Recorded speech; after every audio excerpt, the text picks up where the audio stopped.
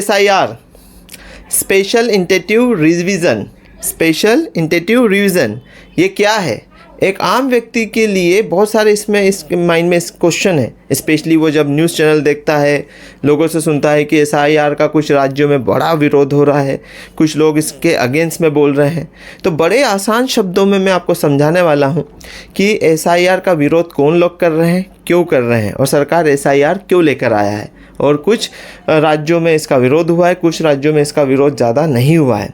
दोस्तों, SIR एक प्रक्रिया है जिसमें आज जो चुनाव आयोग है वो फाइनल वोटर लिस्ट जारी करने वाला है अगले चुनाव के लिए। मतलब जैसे जनगणना होती है वैसे ही वोटों की फिर से गणना कि किस राज्य में कितने वैलिड वोटर हैं। और ऑब्वियसली पर्पस ये होता है कि फाइनल वोटर लिस्ट पता चल जाए और जो घुसपैठिए हैं, बाहर से जो लोग आए हैं, वो छटनी हो जाए और हम लास्ट में उनको टाटा बाय बाय कह दें। पर ये इतना आसान नहीं था। कैसे किसी को पता कर सकते हैं? भारत जैसे देश में जहाँ पर आधार कार्ड फोटोकॉपी की तरह बन जाता है, पासपोर्ट भी बनाया जा सकता है, पासपोर्ट नकली बन जाता है, आधार कार्ड बन जाता है, वोटर ID बना लेते हैं, राशन कार्ड बन जाता है भाई साहब, ड्राइविंग लाइसेंस बन जाता है बिना ड्राइविंग टेस्ट दिए। ऐसे देश में ये आसान नहीं था।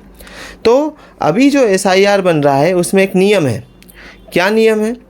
कि 2003 के बाद के जितने भी वोटर हैं, 2003 के बाद के, अगर जैसे मान लो मैं 2010 में भी मैंने वोटिंग करी है। जैसे अभी मैंने लास्ट विधानसभा, मैं इंदौर का रहने वाला हूँ, मैं रहने वाला हूँ बड़वानी डिस्ट्रिक्ट का, इंडिया बड़वानी डिस्ट्रिक्ट से, बट पिछले 15 सालों से इंदौर रह रहा हूँ।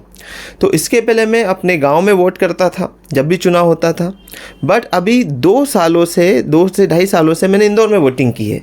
तो मेरा जो नाम है वो इंदौर की वोटिंग लिस्ट में भी मेरे घर पे वोटिंग लिस्ट में भी आता था और इंदौर की वोटिंग लिस्ट में भी आता था। हाँ जी, क्योंकि मैंने आधार का एड्रेस यहाँ करवा लिया था। मेरा आधार जो है मेरे पास, आप देख सकते हैं, पहले जो मेरा आधार था वो मेरे घर के एड्रेस पे भी था और जो भी इंदौर में रह रहा हूँ वहाँ के एड्रेस पे भी है। ये आसानी से हो जाता है और ये पहली प्रोसीजर थी। आधार पे एड्रेस चेंज होता है क्योंकि अगर आप रेंटेड है, आपने वो जगह छोड़ दी है, तो ऑब्वियसली आपको बस रेंट एग्रीमेंट जाकर बताना होता है आधार ऑफिस में और वो आधार एड्रेस अपडेट हो जाता है। तो इसी तरीके से एक नाम से बहुत सारे लोगों ने बहुत सारे वोट दिए।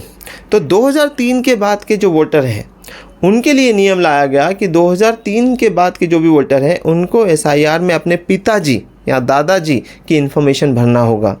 आपके पिताजी का आधार नंबर, आपके पिताजी का विधानसभा नंबर और जो मतदान केंद्र नंबर, ऐसे 3 नंबर होते हैं वोटर ID पर। वो आपको उस SIR के फॉर्म में फिलअप करना होगा। अगर ये नंबर नहीं है आपके पास, मतलब आपके पिताजी नहीं हैं इस देश के और आप भी नहीं हो, कहीं ना कहीं 2003 के बाद आपने इस देश में आए हो, और 2003 के पहले अगर वोटर हैं आप 2003 के, तो इसमें आपको अपनी वोटर ID की इन्फॉर्मेशन फिलअप करना होती है। तो होगा ये कि 2003 के बाद जितने भी लोग SIR फॉर्म भर रहे हैं, अगर उन्होंने अपने वैलिड पिताजी के आधार वोटर ID का नंबर नहीं उनके पास, तो वो रिजेक्ट हो जाएगा और वो वोटर लिस्ट से बाहर हो जाएंगे। तो इसलिए इसका बड़ पुरजोर तरीके से विरोध हो रहा है। और पहले क्या होता था, पहले भाई बहन किसी की भी इंफॉर्मेशन लगा दी जाती थी और वोटर लिस्ट में नाम ऐड हो जाता था। तो ये सिंपल है SIR। इस प्रक्रिया से फाइनल वोटर लिस्ट तैयार होगी जो देश के वासी हैं, स्पेशली 2003 तक। 2003 के पहले अगर कोई आए भी होंगे तो वो फाइनली हो जाएंगे और एक तरीके से उनका वोटर लिस्ट तैयार हो जाएगा। बट 2003 के बाद जो घुसपैठी घटनाएं बढ़ी है वो सारे छटनी हो जाएंगे और हम उन्हें कह देंगे टाटा बाय बाय। और इसका फ़ायदा क्या होगा? उनको जो भारत की सुविधाएं हैं, जो सरकार की सुविधा है, वो राशन हो, शिक्षा हो, जो भी सुविधा है, जो पॉलिसीज़ गवर्नमेंट निकालती है, उनको सीधा उस पॉलिसी का उपयोग नहीं मिलेगा। और दूसरों इनके बाद इनको अब इसमें टेंशन लेने की किसको बात है? जो भी वोटर ID, जो भी वोटर है 2003 के बाद के, अगर आपके पास आपके पिताजी का वोटर ID है या फिर पिताजी ने 2003 के पहले तक वोट किया है, तो आपको टेंशन लेने की ज़रूरत नहीं है। अगर आपके पास उनका वोटर ID नहीं होगा तो भी अगर आप अपने पिताजी का नाम बता देंगे BLO को, तो वो आपके विधानसभा केंद्र से, विधानसभा नंबर से, ठीक है, और आपका मतदान केंद्र नंबर से आपके पिताजी की डिटेल्स निकाल कर वो खुद फॉर्म में फिलअप करके दे देंगे। तो आपको डरने की, घबराने की ज़रूरत नहीं है। तो दोस्तों, इससे देश का फ़ायदा क्या होगा? अब आप में से कुछ लोग बोल सकते हैं गोदी मीडिया वाला है, अंधभक्त है। भैया, अंधभक्त वाली बात नहीं है। हमने सिंपल सा बात है, कॉमन सेंस का यूज़ करें। सिंपल सा बात है, 2003 के बाद के जितने भी लोग घुसपैठिया हुए हैं, और ये प्रश्न तो हो ही नहीं सकता ना कि मेरे पास डॉक्यूमेंट्स नहीं। अरे भैया, आपके पास डॉक्यूमेंट्स नहीं है तो BLO के पास जानकारी है, उसमें सारे पेपर में लिखा रहता है। अगर आपके पास पिताजी का वोटर ID नहीं है तो वो खुद बता देंगे कि आपके पिताजी का ये नाम है, उनका ये नंबर है, वोटर ID है, सारी जानकारी। बट अगर आपके पिताजी ने 2003 के पहले या 3 के बाद कभी वोट ही नहीं किया है, उनका वोटर ID नहीं बना है, तो फिर आप वो जानकारी कहाँ से देंगे? इसका मतलब आप इस देश यार इसका विरोध क्यों हो रहा है, किसको डरने की ज़रूरत है, किसको नहीं, प्लस इससे देश का क्या फ़ायदा होगा। वीडियो अच्छा लगा हो तो लाइक कीजिए, शेयर कीजिए। नीचे कमेंट बॉक्स में अगर कुछ और क्वेश्चन हो तो अपने क्वेश्चन पूछिए और अपने विचार रखिए।